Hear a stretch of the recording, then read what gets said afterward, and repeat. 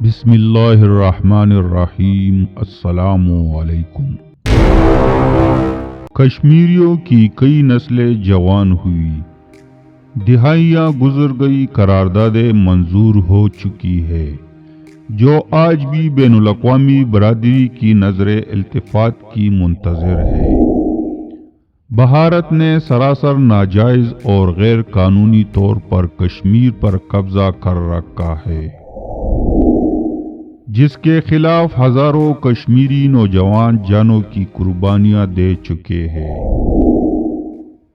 انسانی حقوق کی خلاف ورزیوں سمیت کوئی ایسا ظلم نہیں ہے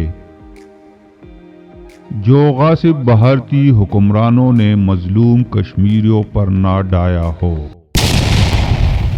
واضح رہے کہ مقبوضہ کشمیر میں 95% آبادی مسلمانوں کی ہے،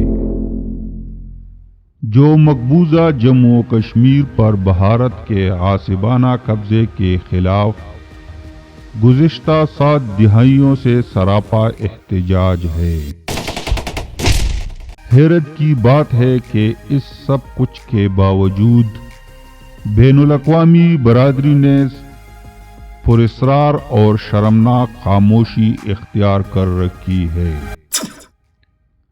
غاصب بھارت نے 5 اگست 2019 کو خود اپنے آئین کی خلاف ورزی کرتے ہوئے مقبوضہ کشمیر کی خصوصی حیثیت کو ختم کیا اور دفعہ 370 کو ختم کر کے مقبوضہ کشمیر کی ریاست کو 2 یونین علاقوں میں تقسیم کر دیا۔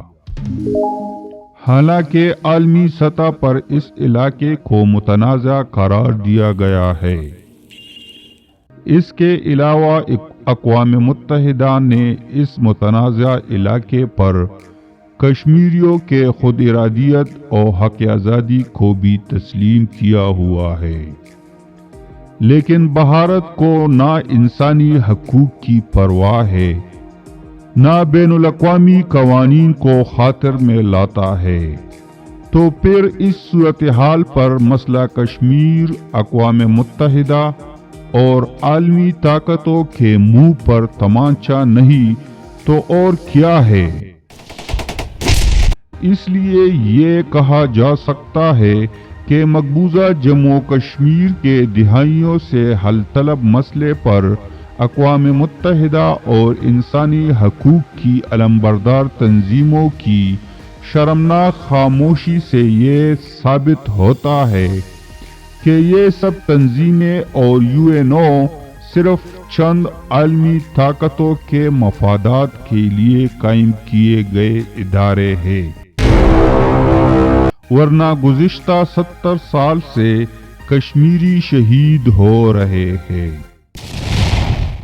مقبوضہ کشمیر بے گناہ اور مظلوم کشمیریوں کے خون میں رنگا ہوا ہے۔ قابض بھارت نے اتنے طویل عرصے سے کشمیر پر غاصبانہ قبضہ کر کے لاکھوں کشمیریوں کو یرغمال بنایا ہوا ہے۔ اہم کشمیری رہنماؤں سمیت جن میں یاسین ملک اور شبیر شاہ وغیرہ نمایاں ہے، بھارتی جیلوں میں بے گناہی کی سزا کاٹ رہے ہیں۔ پورے مقبوضہ جموں و کشمیر کو جیل میں تبدیل کر دیا گیا ہے، لیکن دنیا خاموش ہے۔ دوستو، آپ کو ہماری یہ چھوٹی سی کاوش کیسی لگی؟